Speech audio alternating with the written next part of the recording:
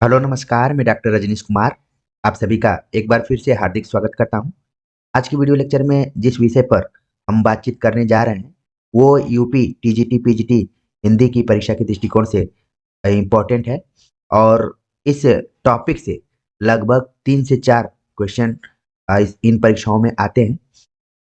तो आज का जो टॉपिक है वो है धातु रूप को कैसे याद करें और परीक्षा के दृष्टिकोण से महत्वपूर्ण धातु रूप कौन कौन से हैं। धातु की जब भी हम बात करते हैं तो अगर आप साइंस बैकग्राउंड के होंगे तो वहां पर भी आपको धातु और धातु पढ़ने का मौका मिलता है। लेकिन जब हम संस्कृत पढ़ते हैं तो वहां पर धातु का एक अलग अर्थ है और इसे हमें व्याकरण के दृष्टिकोण से याद करना पड़ता है और नियमानुसार उसको सेट करना पड़ता है। तो हम इस लेक्चर में पहले समझने का प्रयास करते हैं कि आखिरकार धातु क्या है। जिस शब्द के द्वारा किसी कार्य के होने या करने का पता चलता है उसे क्रिया कहते हैं और क्रियाएं जिन मूल शब्दों से प्रत्यय जोड़कर बनाई जाती हैं उन्हें धातु कहते हैं। अब यहाँ पर आप देख रहे हैं कि क्रिया और धातु का एक दूसरे से संबंध है।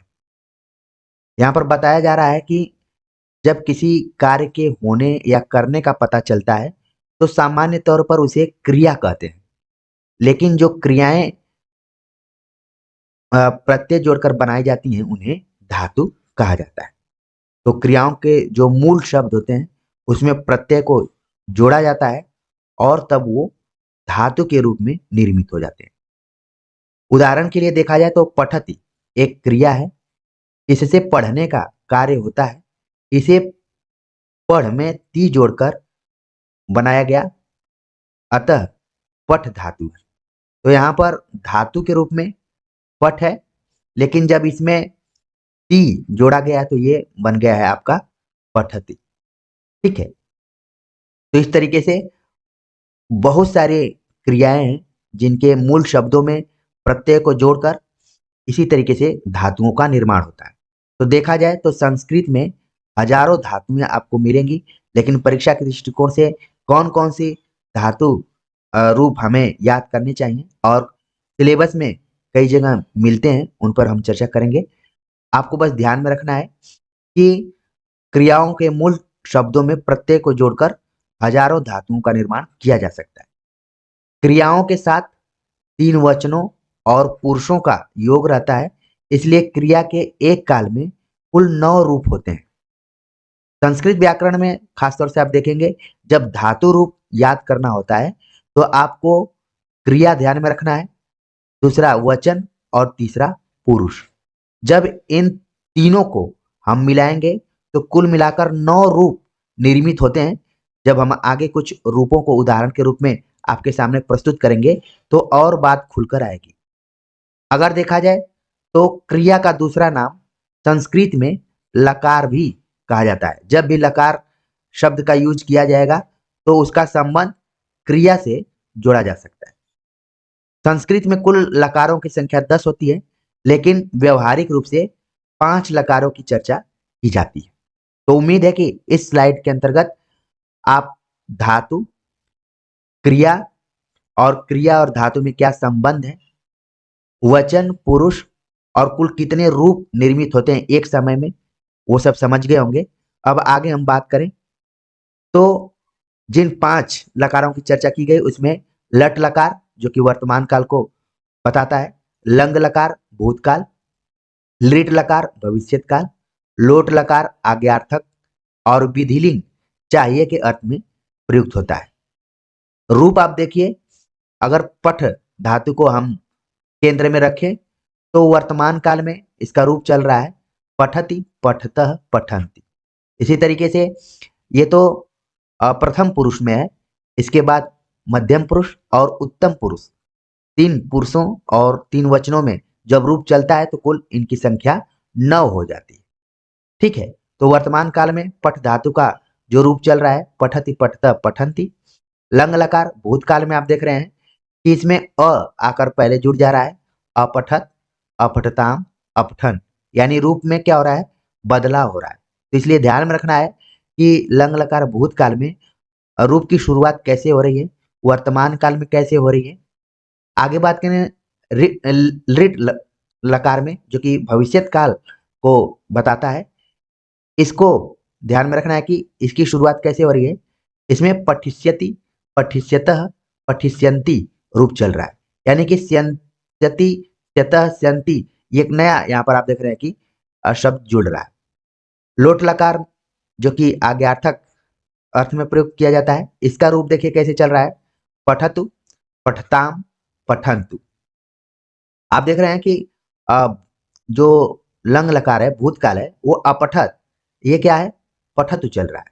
ठीक है, इसमें भी देखिए पठताम लगा हुआ है, इसमें भी पठताम लगा है, बस अंतर क्या हो रहा है, अ का।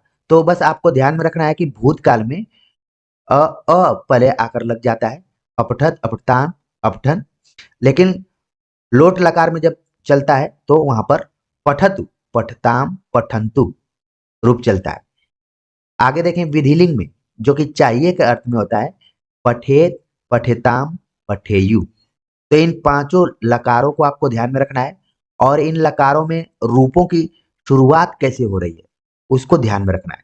जब इसको आप समझ जाएंगे कि पठति जब शुरू हो रहा है तो ये वर्तमान काल में है, अपठत जब शुरू हो रहा है तो ये भूतकाल में है, पठिष्यति ये फ्यूचर यानी भविष्य काल में है, पठतु जब छोटाओं की मात्रा पठतु लग जा रहा है तो ये लोट लकार में है, और पठेत जब प्रयोग किया जा रहा है तो ये विधिलिंग में है। इस चीज को आपको अपने दिमाग में सेट करना पड़ेगा, बैठाना पड़ेगा। इसके बाद के जो रूप है वो स्वतः आपका दिमाग उस तरीके से कैच करने लगेगा।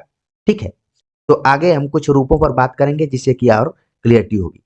अब हम देखते हैं कि परीक्षा के दृष्टिकोण से महत्वपूर्ण कौन कौन से धातु रूप है। ठीक है, परीक्षोपयोगी कौन कौन से हैं जो कि लगातार परीक्षाओं में पूछे जाते हैं। उसमें है भू, भू धातु, भू का मतलब होना, पठ धातु पढ़ना, पा पीना, गम जाना, दृश्य देखना, स्था ठहराना, ठहरना, जी जीतना, अस होना, नश नष्ट होना, आप प्राप्त करना, शक सकना, ईश इच्छा करना, नी मतलब ले जाना, क्री मतलब करना। तो देखा जाए तो लगभग 14 ऐसी धातुएं हैं जिनके की रूप प्राय परीक्षाओं में पूछे जाते हैं। तो अगर आपके पास कोई संस्कृत की व्याकरण की बुक हो तो जरूर इन धातुओं को आप अपने दिमाग में रखिएगा। लेकिन आप उसी पैटर्न को जो इसके पहले के पैटर्न पर हमने बातचीत किया था, अगर इस पैटर्न को अगर आप समझ जाएंगे तो बहुत से ऐसे धातु रूप हैं जिनका रूप आप अपने हिसाब से चेक कर सकते हैं कि इसका सही रूप क्या होगा। बहुत अंतर नहीं है, कुछ कुछ जगहों पे अंतर है जिस पर कि हम आपको आपका ध्यान ले जाएंगे, और परीक्षा के दृष्टिकोण से वहां से ही टर्निंग पॉइंट्स होते हैं, वहीं से ज्यादातर सवाल पूछे जाते हैं।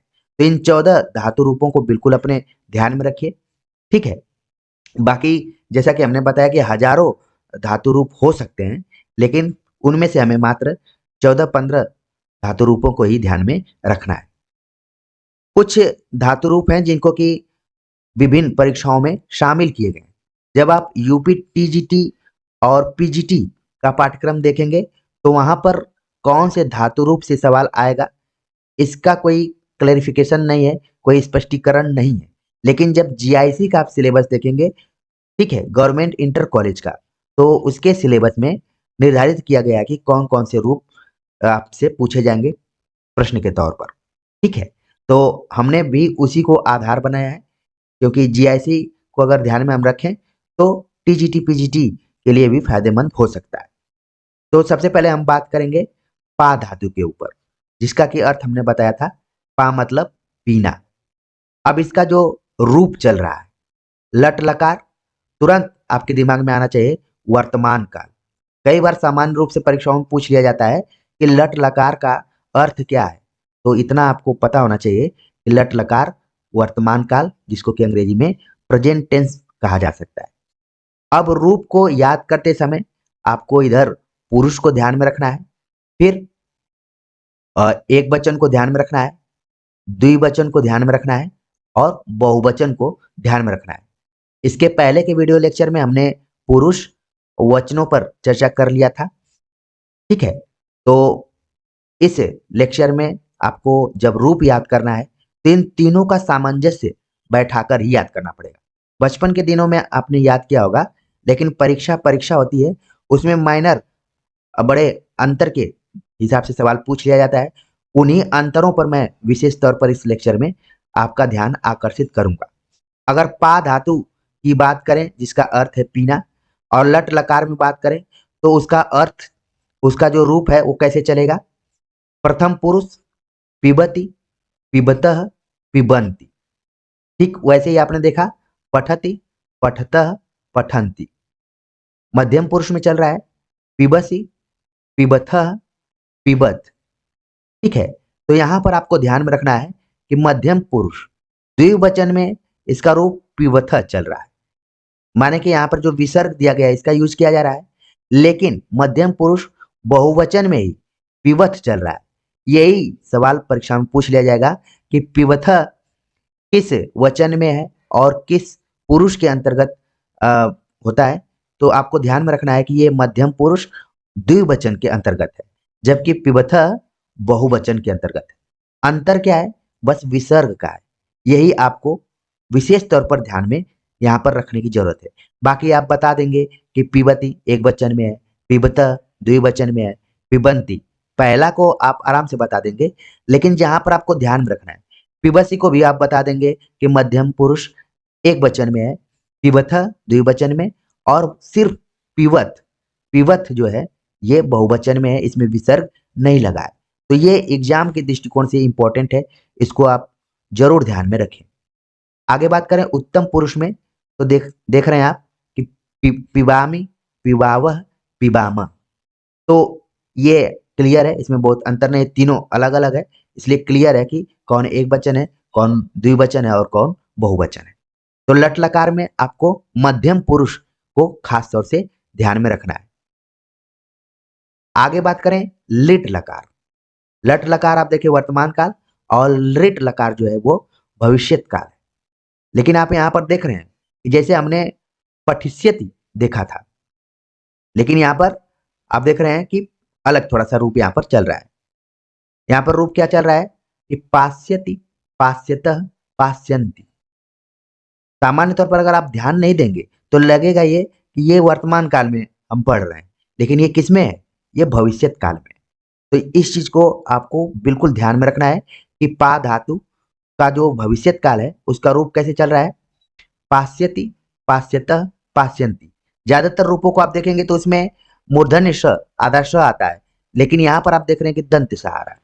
ठीक है, तो इस चीज को आपको ध्यान में रखना है। मध्यम पुरुष की बात करें तो पास्यसी, पास्यथ, पास्यत। जो अंतर मैंने उसमें इसके पहले बताया था, उस अंतर को भी आप यहाँ पर देख रहे हैं।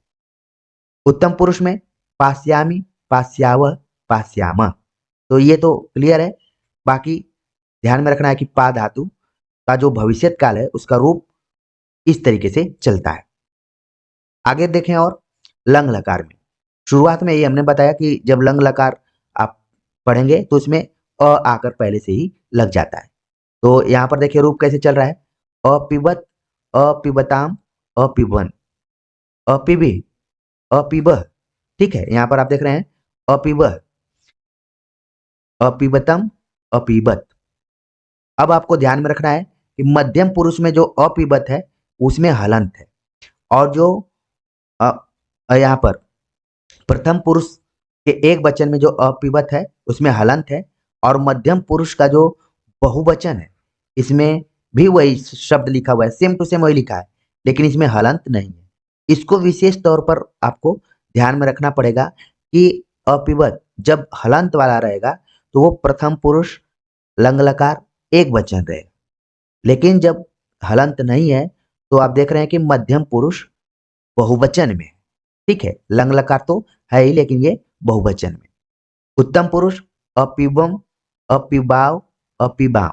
तो ये तो आपका क्लियर रहेगा, कोई ज्यादा इसको आपको याद करने में कठिनाई नहीं होगी।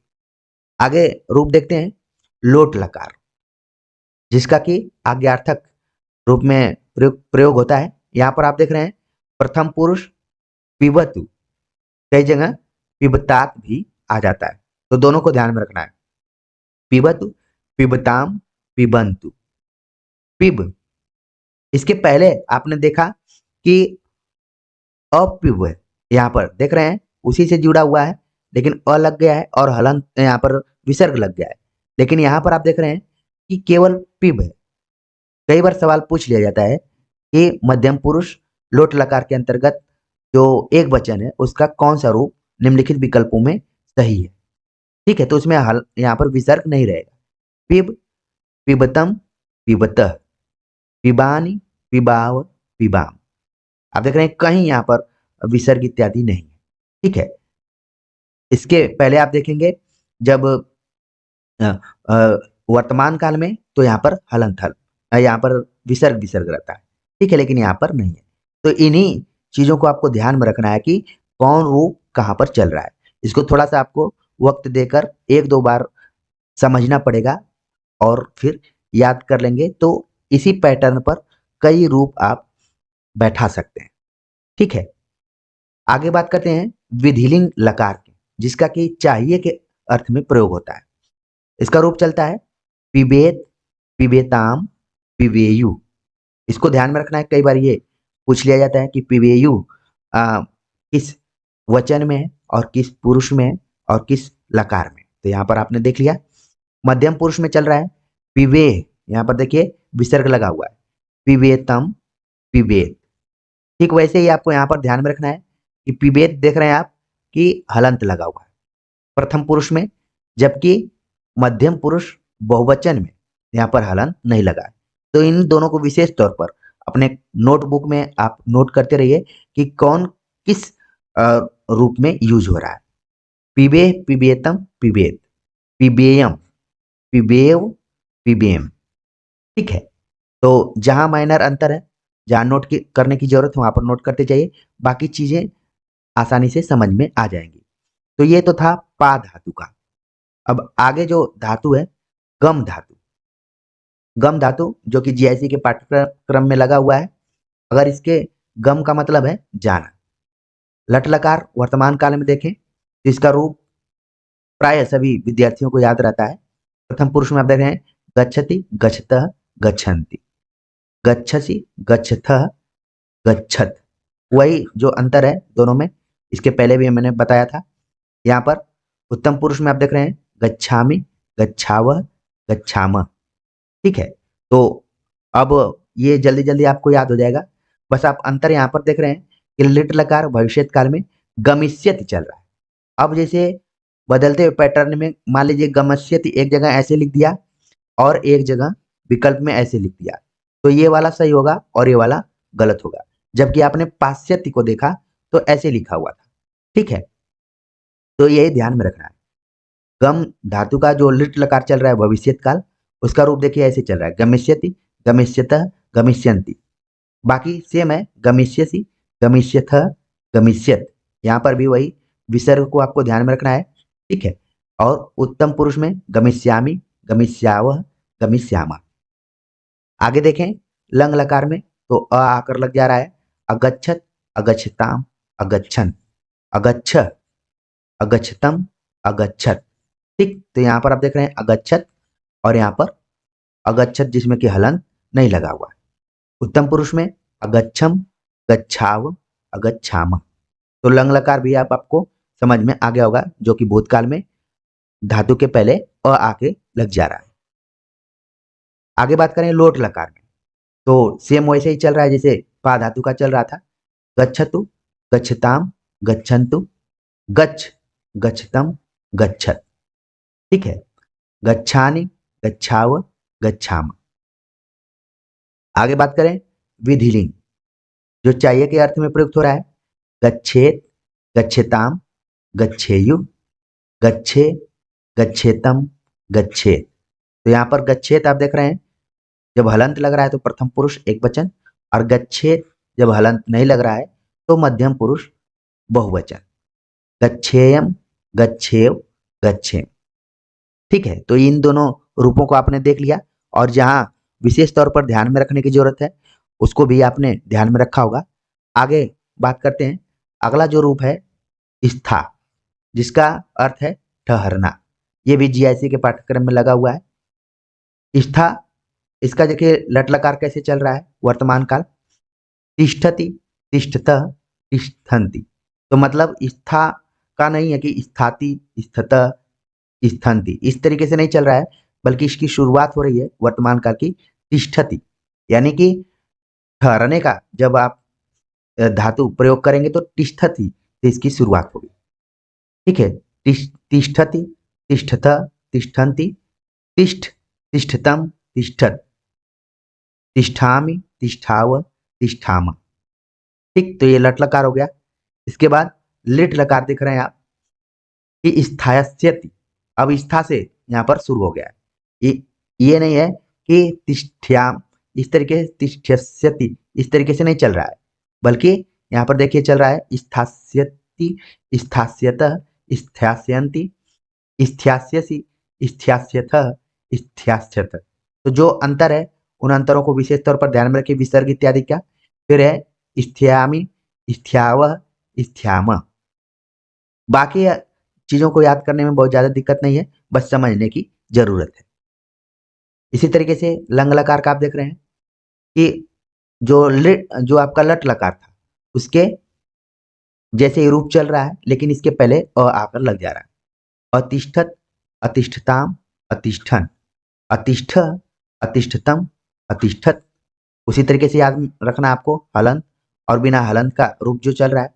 अब उम्मीद है कि आपके दिमाग में बैठ गया होगा कि प्रथम पुरुष में जब हलंत रह रहा है तो प्रथम पुरुष एक वचन, और जब हलंत नहीं रह रहा है तो मध्यम पुरुष बहुवचन में रूप चल रहा है।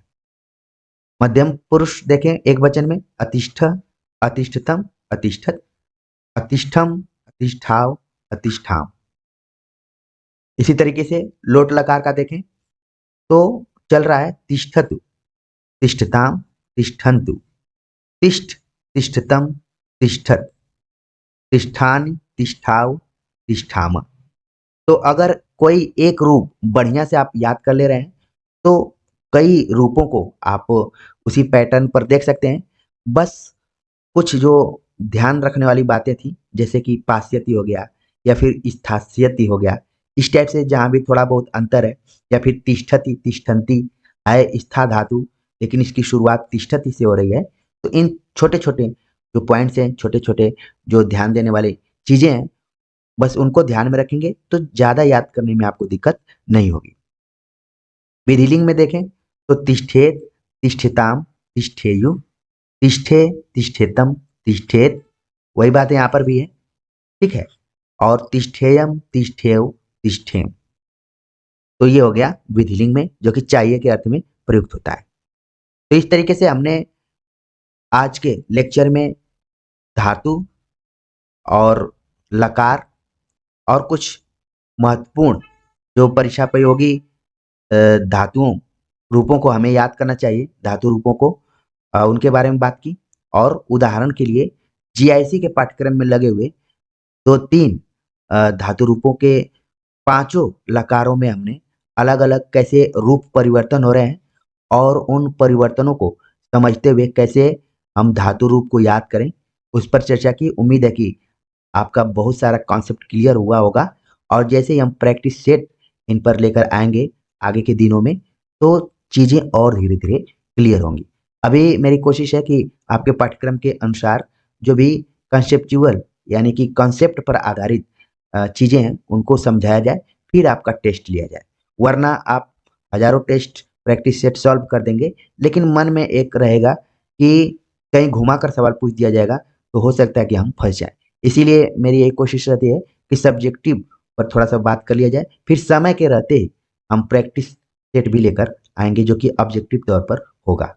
में हम चर्चा करेंगे कि जब भी यूपी, टीजीटी, पीजीटी हिंदी की तैयारी कर रहे हों और उसमें हम संस्कृत के शब्द रूपों को हल करना चाहते हैं या फिर याद करना चाहते हैं, तो उसका सही तरीका क्या होना चाहिए, जिस पर कि हम बात करेंगे। और कुछ शब्द रूपों के आधार पर हम उन चीज़ों को ध्यान में रखने का प्रयास करेंगे जो कि आम तौर पर परीक्षाओं में पूछे जाते रहें। तो चलते हैं हम सीधे लेक्चर पर चर्चा करते हैं।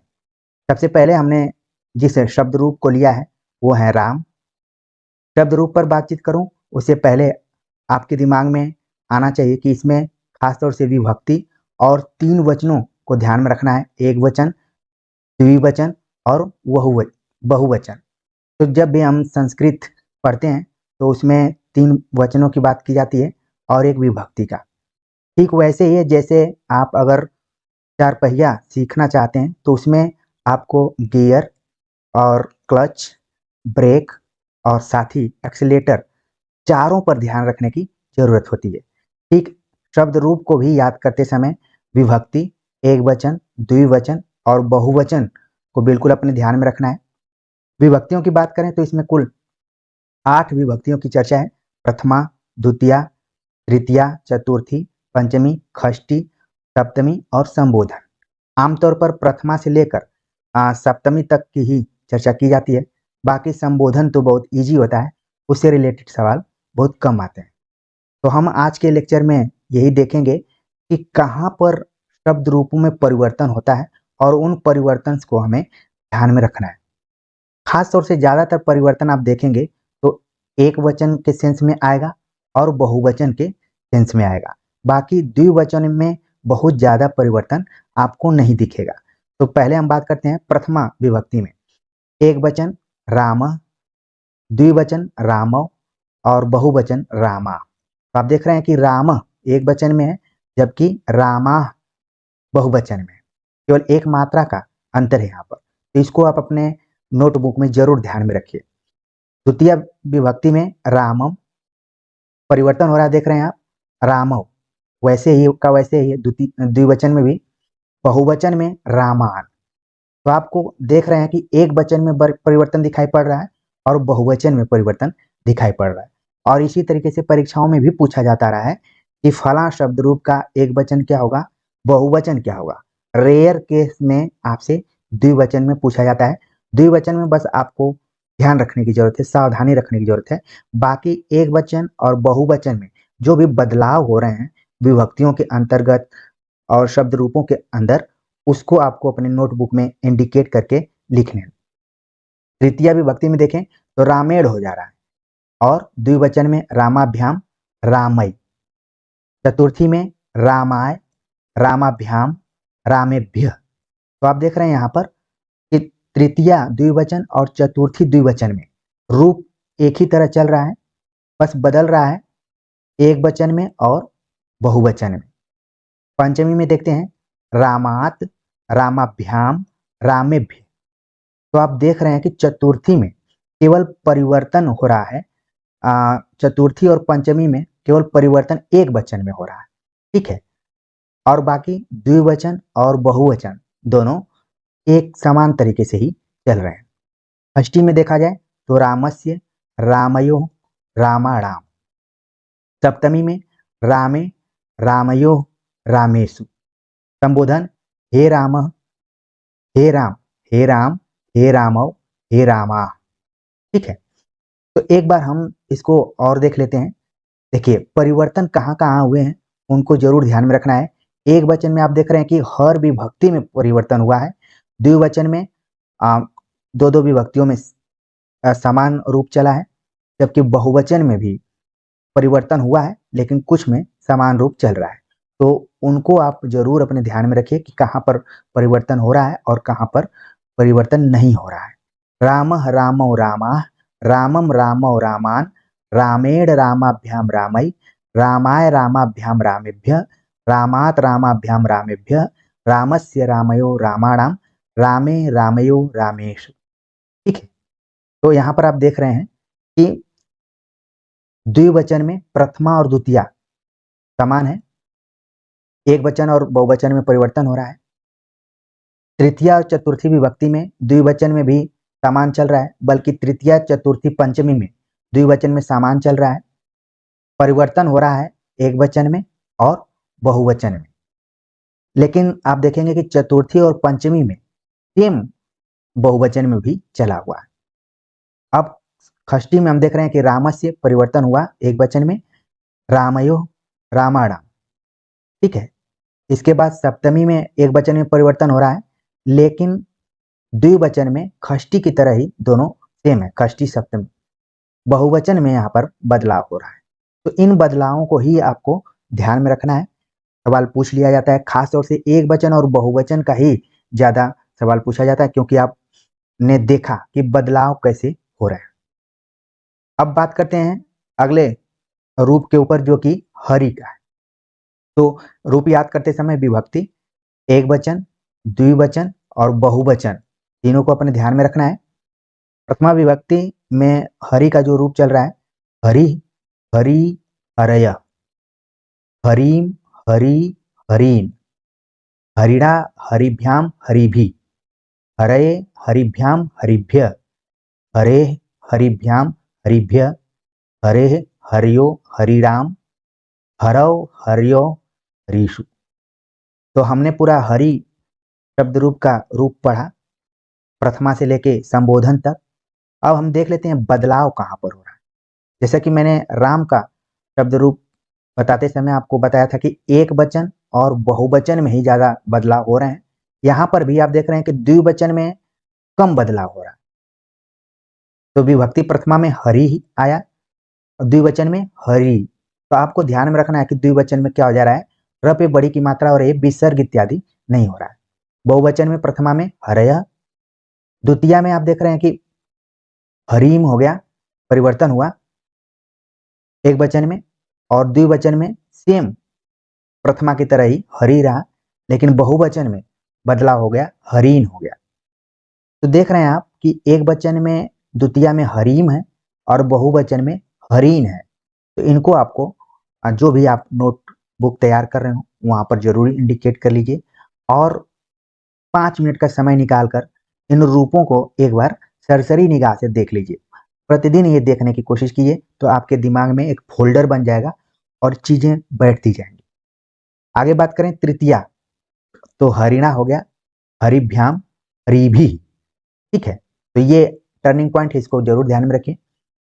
चतुर्थी में हरये, हरिभ्याम, हरिभ्य, पंचमी में हरे, हरिभ्याम, हरिभ्य। तो आपने देखा कि चतुर्थी, पंचमी और षष्ठी के एक वचन में तो बदलाव हो रहा है, लेकिन द्विवचन में आप देखेंगे कि चतुर्थी और पंचमी में सेम है और बहुवचन में भी सेम ही सेम है। षष्ठी में आप देख रहे हैं कि बदलाव हो रहा है, द्विवचन में हर्यो हो रहा है और हरिराम हो रहा है। तो जहां पर बदलाव हो रहे हैं वहीं पर देखिए, आप देख रहे हैं कि पश्चिमी और पंचमी और षष्ठी में हरे हरे शब्द है। तो आपके दिमाग में रहना चाहिए कि हरि का जो शब्द रूप है वो पंचमी और षष्ठी इन दोनों विभक्तियों में एक वचन में सेम रूप चल रहा है, ठीक है। और इधर बहुवचन में भी उसी तरीके से देखिए, सप्तमी में हरव, हरयो, हरीशु। तो ज्यादातर बदलाव आपको एक वचन और बहुवचन में दिख रहे हैं, और विभक्तियों में आप देख रहे हैं तो लगातार हर विभक्ति के एक वचन में बदलाव हो रहा है और बहुवचन में भी बदलाव हो रहा है। तो इन बदलावों को जरूर ध्यान में रखिए, यहीं से सवाल निकलते हैं। अब बात करते हैं अगले शब्द रूप के ऊपर, जो कि है गुरु। वही चीज हमें ध्यान में रखना है कि विभक्ति एक वचन, द्विवचन और बहुवचन। प्रथमा विभक्ति गुरु में, प्रथमा विभक्ति में है गुरु। यहाँ पर आप देख रहे हैं कि र पे छोटाऊ की मात्रा है, गुरु, गुरु, गुरुव। द्वितीया में गुरुम, गुरु, गुरून। तृतीया में गुरुड़ा, गुरुभ्याम, गुरुभि। कुछ कुछ आपको ये हरि के रूप से मिलता हुआ इसका पूरा रूप चल रहा है, ठीक है ना। तो एक बार अगर आप परिवर्तनों को समझ गए तो फिर बड़ा आसानी हो जाएगी आपको याद करना। द्वितीया में है गुरु, गुरुम, गुरु, गुरून। तृतीया गुरुड़ा, गुरुभ्याम, गुरुभि, ठीक है। इसके बाद चतुर्थी में है गुरुवे, गुरुभ्याम, गुरुभ्य। पंचमी में गुरु, गुरुभ्याम, गुरुभ्य। षष्ठी में गुरु, गुरुवो, गुरुणाम। सप्तमी में गुरव, गुरुवो, गुरुसु। तो आपने देखा कि एक वचन और बहुवचन में ज्यादा बदलाव हो रहा है, द्विवचन में दोहराव हो रहा है लगभग लगभग, ठीक है। अब एक वचन में आप देखेंगे कि पंचमी और षष्ठी का सेम रूप चल रहा है। बदलाव सप्तमी में देखिए हो जा रहा है, कि गुरोह के जगह पे गुरव हो जा रहा है। ठीक है, तो इन्हीं चीज़ों को आपको ध्यान में रखना है। और बाकी बहुवचन में धीरे धीरे आपको समझ में आ जाएगा कौन जो रूप चल रहा है वो बहुवचन में है, क्योंकि सेम आप देखा राम का भी देख रहे हैं आप, उसी तरीके से रामाणाम, यहाँ पर गुरुणाम हरिणाम आ जा रहा है। ठीक है, और बाकी रूप मिलते जुलते हैं दूसरे शब्द रूपों से भी, लेकिन बस एक वचन में थोड़ा थोड़ा बदलाव आपको दिख रहा है, तो इन्हीं बदलावों को आपको ध्यान में रखना है। अब चलते हैं, बात करते हैं अगला जो शब्द रूप है राजा का। तो वही चीज हमें ध्यान में रखना है, विभक्ति, एक वचन, द्विवचन और बहुवचन। प्रथमा विभक्ति में एक वचन में राजा शब्द है, जिसका कि हमें, बल्कि यहाँ पर राजन का जो असली वाला रूप है वो राजन के रूप में पूछा जाता है कि राजन का रूप कैसे चलता है। ठीक है, तो राजा एक वचन, द्विवचन राजानव, बहुवचन राजान, द्वितीया में राजानन, राजानव, राज्ञ। ये अब देखिए बदलाव हो रहा है। तृतीया में राज्ञा, राजभ्याम, राजभि। ठीक है, तो यहाँ पर बदलाव हुआ, इसको भी नोट करना है। एक वचन में देख रहे हैं लगातार बदलाव हो रहा है। चतुर्थी विभक्ति में राज्ञे, राजभ्याम, राजभ्य। जहां जहां बदलाव हो रहा है उसको आप अपने नोटबुक में जरूर इंडिकेट कर लीजिए, उसको अंडरलाइन कर लीजिए। पंचमी में आप देख रहे हैं कि राज्ञ, राजभ्याम, राजभ्य। अब आपको एक चीज ध्यान में रखना है कि द्वितीय विभक्ति के बहुवचन में राज्ञ देख रहे हैं यहाँ पर, और यहाँ पर आप देख रहे हैं कि पंचमी विभक्ति के एक वचन में राज्ञ है और षष्ठी के एक वचन में भी राज्ञ है। तो इसका मतलब कि राजन शब्द का जब आप शब्द रूप तैयार करते हैं तो तीन वचनों मतलब तीन जगह राज्ञ राज्ञ दिया हुआ है। तो इस डिफरेंस को आपको ध्यान में रखना पड़ेगा, ताकि सवाल पूछ लिया जाए कि पंचमी विभक्ति एक वचन में राजन का रूप क्या चलेगा, तो आपके दिमाग में तुरंत आ जाना चाहिए कि राज्ञ। उसी तरीके से षष्ठी एक वचन में राज्ञ, लेकिन पूछ दिया जाए कि द्वितीय बहुवचन में राजन शब्द का क्या रूप चलेगा, तो वहां पर भी राज्ञ हो रहा है। तो हो सकता है कि अब आप मेरे बातों को अच्छे से समझ रहे होंगे कि मैं किन परिवर्तनों की बात कर रहा हूं, कहाँ से हमें ध्यान में रखना है। इनको ध्यान में रख लेंगे तो आप परीक्षा में आराम से किसी भी तरीके का रूप आएगा हल कर लेंगे। ठीक है, अब षष्ठी की बात करें तो राज्ञ, राज्ञो, राज्ञाम। ठीक है, सप्तमी में राज्ञी, राजन, राज्ञो, राजसु। तो आपने चारों शब्द रूपों को देखा तो उसमें बहुवचन एक दूसरे से मिलता जुलता है। बहुवचन आप आराम से आप पकड़ लेंगे कि राजान, राज्ञ, राजभि, राजभ्य, राजभ्य, राज्ञाम, राजसु। तो वैसे ही है कि राम, रामो, रामा। ठीक है, फिर रामई, रामभि, रामभ्य, रामभ्य, रामाणाम, रामेशु। इसी तरीके से हरिराम, हरीसु, ना, इसी तरीके से गुरुराम, गुरेशु। तो अब बहुवचन को आप आराम से कर लेंगे। एक वचन में कुछ कुछ बदलाव हो रहे हैं जिनको कि आपको ध्यान में रखना है। अब रागी शब्द आप देख रहे हैं कि सप्तमी में ही यूज हो रहा है, तो याद रखिए ये सप्तमी एक वचन में है। राजन यहाँ पर देखिए पूछा गया है, इसको भी याद करिए, क्योंकि सप्तमी में दो शब्दों को माना गया कि ये एक वचन में यूज हो सकता है। बाकी द्विवचन में रूपों को आप बिल्कुल देख रहे हैं कि बहुत कम परिवर्तन हो रहा है। ठीक है, तो इन्हीं परिवर्तनों को मैं आप सभी को बताना चाह रहा था, और सही तरीका यही याद करने का है कि जहां से टर्निंग पॉइंट्स होता है, जहां पर से बदलाव होता है, वहीं से सवाल उठते हैं। तो उन्हीं बदलावों को पकड़िए और सही तरीके से इनको याद कीजिए। समय निकालकर प्रतिदिन परीक्षा तक आप 5 से 10 मिनट इन रूपों को अपने दिमाग में एक बार रिवाइज करते रहिए। बाद में बहुत ही आसानी से आप इसको याद कर पाएंगे। तो उम्मीद है कि चीज़ें आप सभी को समझ में आ गई होंगी कि मैं आखिरकार क्या बताना चाह रहा था, किन परिवर्तनों से आप सभी का परिचय कराना चाह रहा था, और कैसे सही तरीके से याद कराने पर जोर दे रहा था। तो कमेंट्स कर जरूर बताइए कि मेरी बातें आप सभी को समझ में आई होंगी, और मिलते हैं एक नए टॉपिक के साथ। तब तक के लिए नमस्कार।